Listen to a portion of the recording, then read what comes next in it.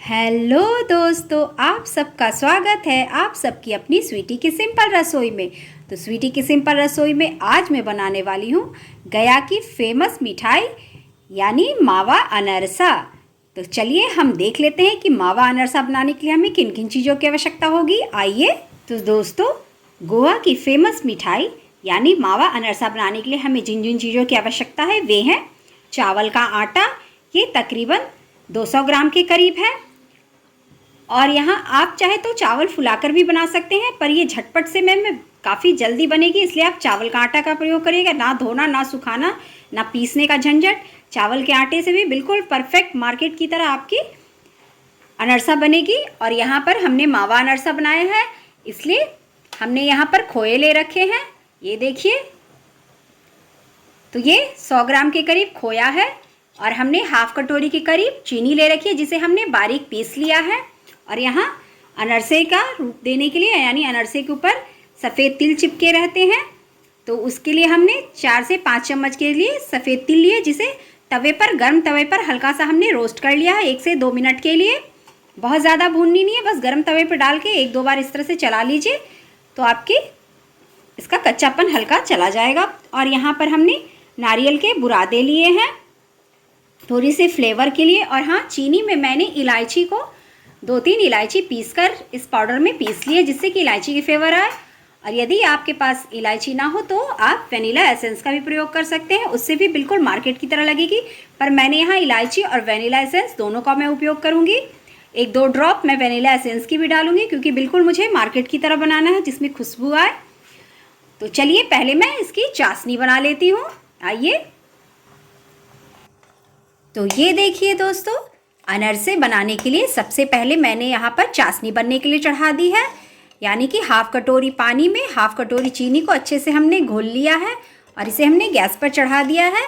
बस हमें इसे उतना ही पकाना है जितनी कि ये छूने पर चिपचिपी हो जाए, और उसके बाद गैस की फ्लेम को हम बंद कर देंगे। तो 2 से 3 मिनट हम इसे बनाएंगे और उतने में ही हमारी चाशनी चिपचिपी हो जाएगी, इसलिए हमने पानी को भी कम डाला है। और पाउडर का उपयोग किया है चीनी का, जिससे कि चीनी बहुत जल्दी घुल गई है।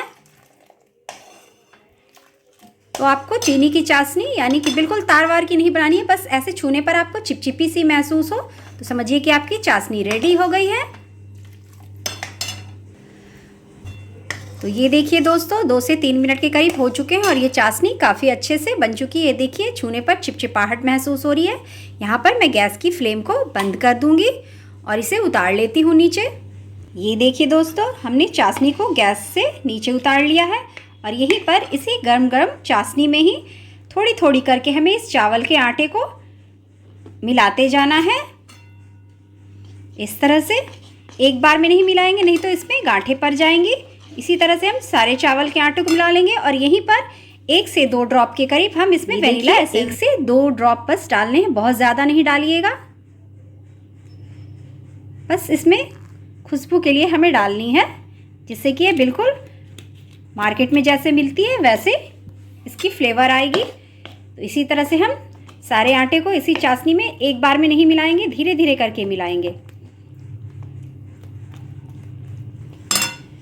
तो ये देखिए दोस्तों, चावल के आटे को हमने इस चाशनी में कितने अच्छे से घोल दिया है। और देखिए, इस तरह से करके मिलाने पर, यानी चाशनी पहले बना लीजिए और नीचे गैस को यानी कि कढ़ाई को उतार कर उस चाशनी में जब आटे को डालिएगा तो इस तरह से एक भी लम्स नहीं पड़ेगी। और वही गैस पे कीजिएगा तो चाशनी भी आपकी हार्ड हो जाएगी और चावल का आटा भी अच्छे से नहीं घुल पाएगा इसमें, और उसमें गांठें पड़ जाएगी।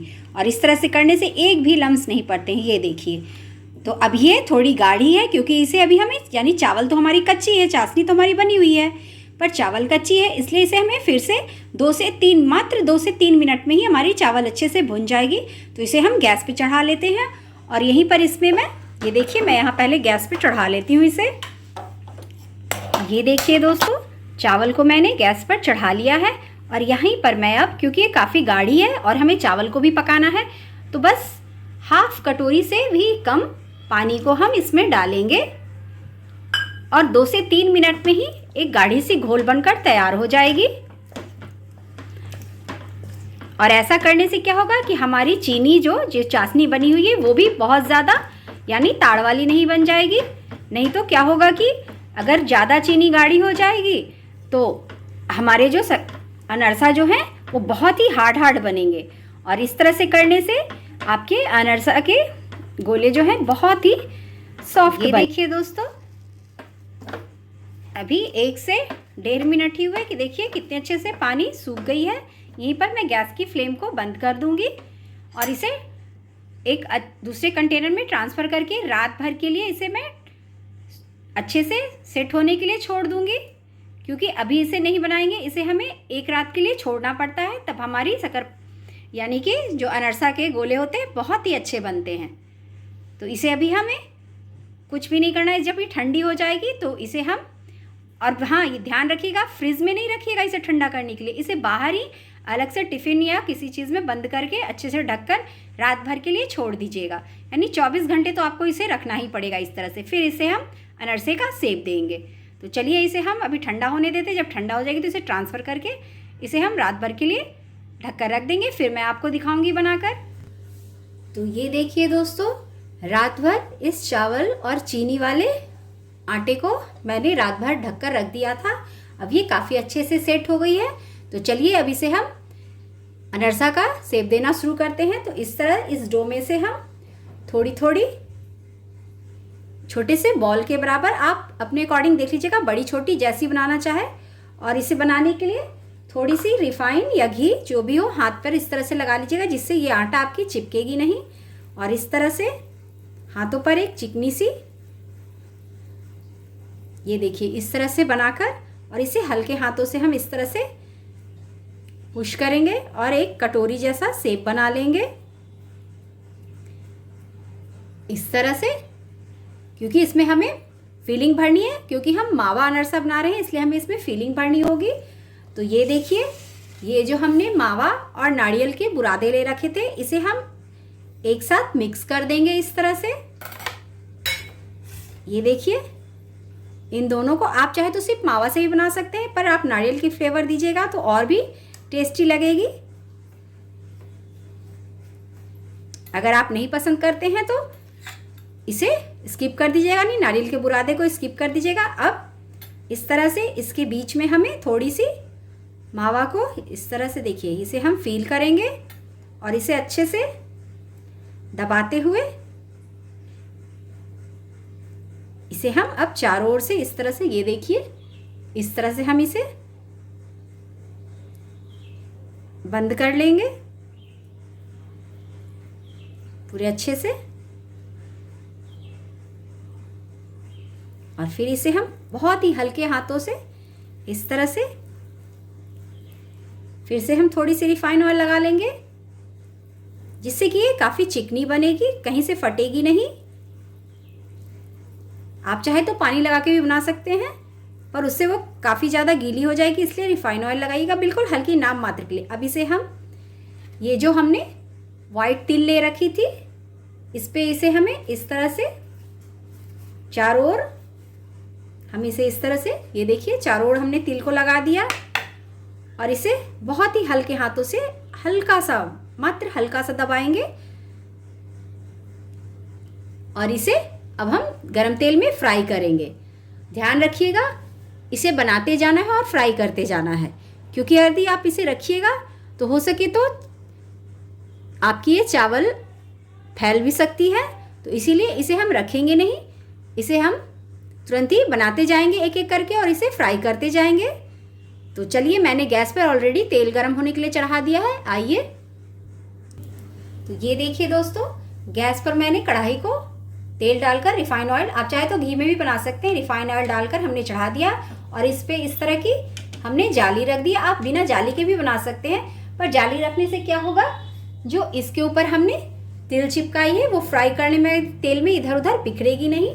इसीलिए मैंने जाली का उपयोग किया है, जिससे कि हमारी तिल जो है अगर इसमें बिखरेगी तो इस जाली पे आराम से निकल जाएगी। ये देखिए, एक बार में जितनी आ जाए, तो मैं दो दो करके बना रही हूँ, क्योंकि ये फिर फूलेगी भी, इसीलिए एक बार में दो दो करके बना रही हूँ मैं। तो चलिए इसी तरह से मैं बाकी को भी बना लेती हूँ।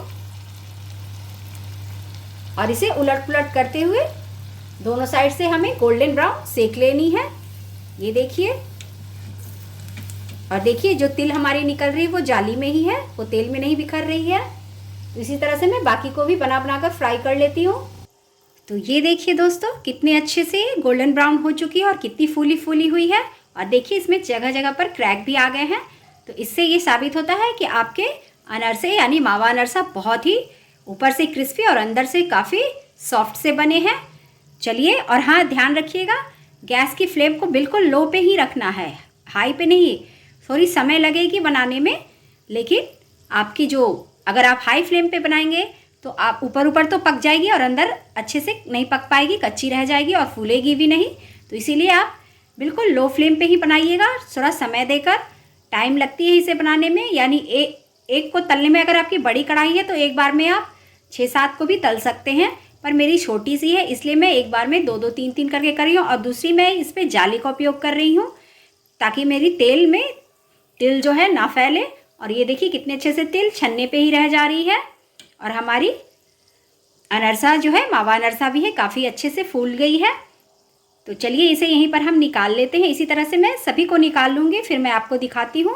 तो ये अब हो चुकी है, तो इसे इस तरह से छान कर फिर मैं दूसरे तरीके को इसमें डालूँगी। इसी तरह से मैं सभी को बना लूँगी। तो ये देखिए, मैं आपको नज़दीक से दिखाती हूँ। देखिए कितनी अच्छी फूली फूली बनी है। और अभी तो ये सॉफ्ट रहेगी, जब थोड़ी ठंडी हो जाएगी तो ऊपर से क्रिस्पी और अंदर से काफ़ी मुलायम रहेगी।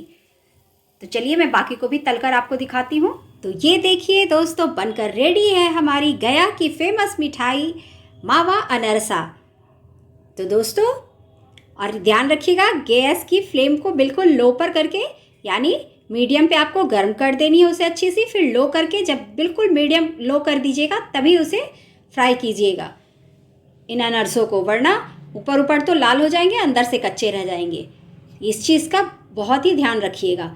अगर हड़बड़ यानी सोचिएगा कि जल्दी जल्दी हम इसे कर ले तो फिर आपको मार्केट वाली फीलिंग नहीं आएगी और आपके अनरसे इतने देखिए फूले फूले नहीं बनेंगे। तो दोस्तों, आपको मेरी अनरसे की रेसिपी कैसी लगी तो प्लीज़ कमेंट बॉक्स में ज़रूर से बताइएगा। और नेक्स्ट रेसिपी आप कौन सी देखना चाहते हैं वो भी कमेंट बॉक्स में बोलिएगा। और हाँ दोस्तों, यदि मेरे चैनल पर नए हैं तो प्लीज़ मेरे चैनल को सब्सक्राइब, मेरे वीडियो को शेयर और लाइक करना तो बिल्कुल मत भूलें। हर बार की तरह मैं फिर से बोलती हूँ, आप सब मेरी वीडियो को देखते हैं पर लाइक, सब्सक्राइब और शेयर कुछ भी नहीं करते। दोस्तों, लाइक, सब्सक्राइब, शेयर और कमेंट करने का एक भी कॉस्ट नहीं लगता है दोस्तों। बस हम जो मेहनत करते हैं, जो चीज़ हमारे में गुण है वो हम आपको दर्शाते हैं ताकि आप उसे अप्रिशिएट करें, लाइक करके, सब्सक्राइब करके और शेयर करके, जिससे कि और लोग भी इस तरह के डिशेस बना सके। तो दोस्तों, फिर मैं मिलती हूँ आप सबकी अपनी स्वीटी की सिंपल रसोई पर इसी तरह की एक सिंपल सी रेसिपी के साथ। तब तक के लिए बाय बाय दोस्तों। स्वस्थ रहिए, मस्त रहिए, मुस्कुराते रहिए। Have a nice day. Bye bye lovely peoples, bye bye. Gaya की फेमस मिठाई मावा अनरसा।